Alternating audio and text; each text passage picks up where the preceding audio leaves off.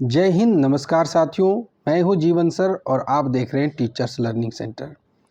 अगर आप चैनल में नए हैं तो आपसे रिक्वेस्ट करूंगा कि आप चैनल को सब्सक्राइब कर लें, बेल आइकन दबा लें और वीडियो देखने के बाद आपको पसंद आएगी आप एक लाइक करके ज़रूर जाइएगा। कोई भी प्रकार की दिक्कत हो तो आप हमें कमेंट कर सकते हैं। ज़्यादा लोगों में शेयर कीजिए, क्योंकि आपकी जो शिक्षक भर्ती परीक्षा की झारखंड में आ गई है 26,001, जिसका आपने फॉर्म भी भर दिया, उसके क्लासेस शुरू हो गए हैं। तो इस वीडियो में मैं पहला क्लास आप करके लेकर के आया हूँ पेपर 3 का, जो कि जीए के जीएस का है और जनरल अवेयरनेस भी इसमें होंगे। तो जनरल अवेयरनेस का मैं 6 महीने का जनरल अवेयरनेस का एक वीडियो दे दूंगा, आप उसे ज़रूर देखिएगा। तो यहाँ पर हम बात करेंगे 1 to 5 और 6 to 8 दोनों के लिए है ये पेपर, इसलिए आप इसे जरूर देखें अंत तक। तो चलिए शुरुआत करते हैं। पहला प्रश्न है, झारखंड बनते समय राज्य में कितने जिले थे? 18, 20, 23 या 17? तो जब झारखंड बन रहा था, यानी झारखंड बना था 2000 ईस्वी में, 15 नवंबर 2000 ईस्वी में, तो उसमें 18 जिले थे। कितने जिले थे? तो 18 जिले थे। दूसरा प्रश्न है, झारखंड में अब कितने जिले हैं? झारखंड में अब कितने ज़िले हैं अभी? तो अभी झारखंड में कितने ज़िले हैं वो आपको बताना है, 20, 23, 24 या 26? तो अभी झारखंड में 24 ज़िले हैं। सवाल नंबर 3, झारखंड राज्य का आकार किसके समान है? चतुर्भुज के समान, त्रिभुज के समान, आयत के समान या इनमें से कोई नहीं? तो झारखंड का जो आकार होता है कुछ इस प्रकार का आकार है झारखंड का। तो ये अभी मैं उतना अच्छा से नहीं बना पाया हूँ, फिर से मैं कोशिश करता हूँ, ठीक है। तो झारखंड का कुछ आकार इस प्रकार का आकार है। तो झारखंड चतुर्भुजाकार माना जाता है। सवाल नंबर 4, झारखंड राज्य का गठन कब हुआ था?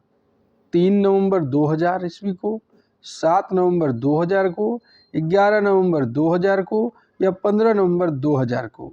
तो यह बिरसा मुंडा की जो जयंती थी 15 नवंबर, और ईस्वी क्या हमने रखा? 2000। तो बिरसा मुंडा की जयंती 2000 नहीं थी, लेकिन 15 नवंबर जरूर थी। तो उसी के उपलक्ष्य में झारखंड दिवस भी मनाया जाता है। सवाल नंबर 5, झारखंड में पहली जनगणना किस वर्ष हुई थी? 1800 ईस्वी में, 1850 में, 1872 में या 1990 में? तो झारखंड में पहली जनगणना 1872 में हुई थी। सवाल नंबर 6, झारखंड राज्य का राजकीय पशु कौन सा है? गाय, गेंडा, हाथी या खरगोश?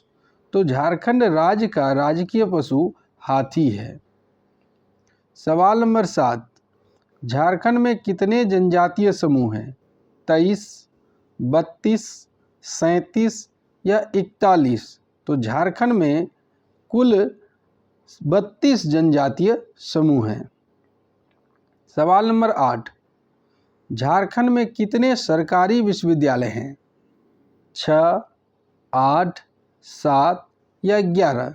तो झारखंड में 7 सरकारी विश्वविद्यालय हैं। सवाल नंबर 9, झारखंड में मिट्टी के कितने प्रकार हैं? 5, 6, 3, 2? झारखंड में मिट्टी के 6 प्रकार हैं।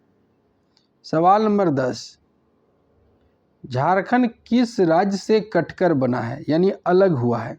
बिहार से, उड़ीसा से, बंगाल से या इनमें से कोई नहीं? झारखंड बिहार से कट करके राज्य बना है।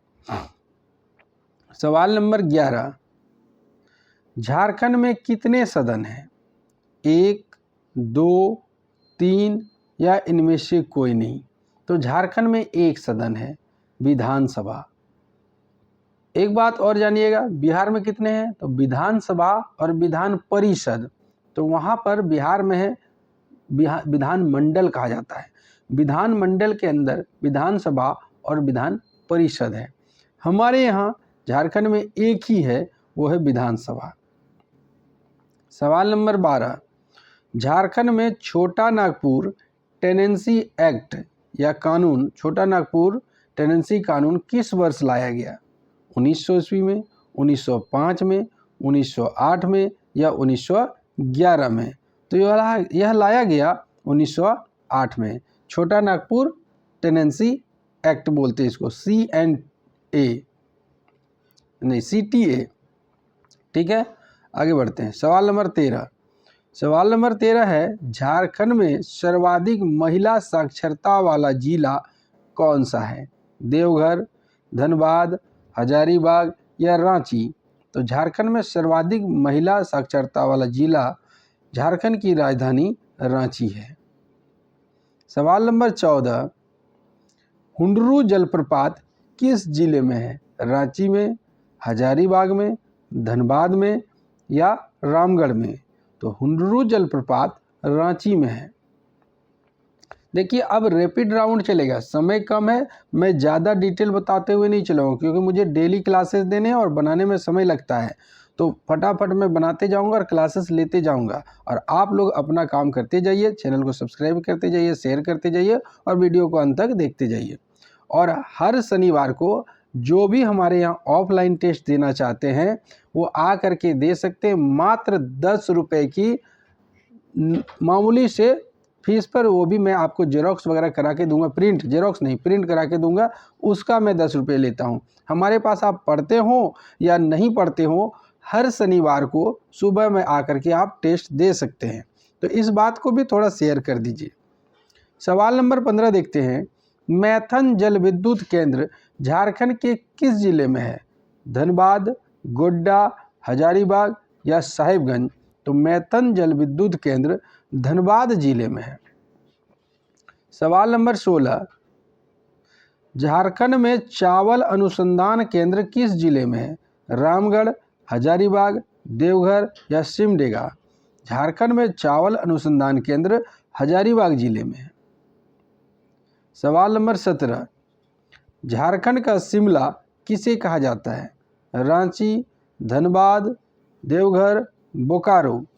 झारखंड का शिमला कहा जाता है रांची को। सवाल नंबर 18, रांची विश्वविद्यालय की स्थापना किस वर्ष हुई थी? 1958 में, 1960 में, 1967 में, 1970 में? तो रांची विश्वविद्यालय की स्थापना 1960 में हुई थी।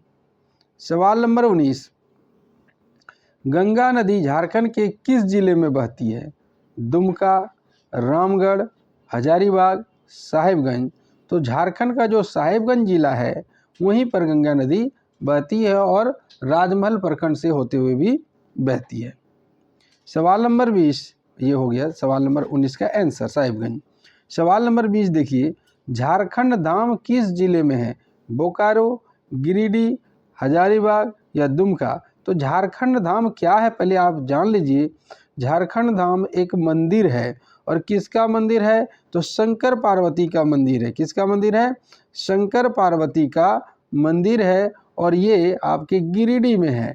कहाँ पर है? गिरिडीह में है। ये झारखंड धाम मंदिर गिरिडीह में है। यहाँ शादी ब्याह भी होता है, जिसको करना हो कर सकते हैं। सवाल नंबर 21, झारखंड में किस स्थान पर सूर्य मंदिर स्थित है? देवदाड़, नेतरहाट, बुंडू या इटखोरी? तो झारखंड में रांची के बुंडू में सूर्य मंदिर स्थित है। सवाल नंबर 22, झारखंड में सिंचाई के लिए किन संसाधनों का प्रयोग सर्वाधिक किया जाता है? यानी कौन से ऐसे संसाधन है, यहाँ संसाधन हो गया है, इसको कहेंगे हम संसाधन, है ना, संसाधन। तो किस संसाधन का प्रयोग सर्वाधिक किया जाता है? तालाब झील का, नलकूप का, नलकूप मीन्स बोरिंग होता है, नहर का या कुआं का? तो झारखंड में सबसे ज़्यादा सिंचाई कुआं से होती है। सवाल नंबर 23, झारखंड के किस क्षेत्र में नलकूप के द्वारा सर्वाधिक सिंचाई की जाती है, यानी बोरिंग के द्वारा? रांची में, पलामू में, गोड्डा में या लोहरदगा में? तो इसका सही जवाब है लोहरदगा। लोहरदगा में नलकूप से के द्वारा सर्वाधिक सिंचाई की जाती है। सवाल नंबर 24, झारखंड राज्य में कुएं से सिंचाई किए जाने वाला क्षेत्र है? यानी कौन ऐसा क्षेत्र है जहाँ कुएं से सिंचाई होती है? रांची, पलामू, सिंहभूम या गुमला? तो इसका सही जवाब है गुमला में कुएं से सिंचाई सर्वाधिक होती है। सवाल नंबर 25, झारखंड के रांची ना कह के हटिया कहें हम तो HEC का कारखाना हैवी इंजीनियरिंग कॉरपोरेशन, HEC का फुल फॉर्म क्या है? हैवी इंजीनियरिंग कॉरपोरेशन, जो रांची हटिया में लगाया गया है, जिसे भारी मशीन का कारखाना भी कहा जाता है, ये किस देश के सहयोग से किया गया है या बैठाया गया या लगाया गया, स्थापित किया गया है? HEC कहाँ पर है? हटिया में है। आपको बताना किस देश के सहयोग से? अमेरिका, जापान, चेकोस्लोवाकिया या ब्राज़ील? तो ये HEC जो स्थापना हुई थी ये चेकोस्लोवाकिया के सहयोग से स्थापित हुई थी। सवाल नंबर 26, झारखंड का कितना प्रतिशत भाग कृषि कार्य हेतु योग्य है? 74%, 67%, 80% या 77%? तो इसका सही जवाब है झारखंड का 77% भाग कृषि कार्य हेतु योग्य है। सवाल नंबर 27, किन चट्टानों को धात्विक खनिज का भंडार कहा जाता है? कुड़प्पा युगीन, धारवाड़ युगीन को कालीन भी कह सकते हैं, विंध्यन युगीन या इनमें से कोई नहीं? तो धारवाड़ क्रम की जो चट्टानें हैं वो धात्विक खनिज का भंडार कहा जाता है।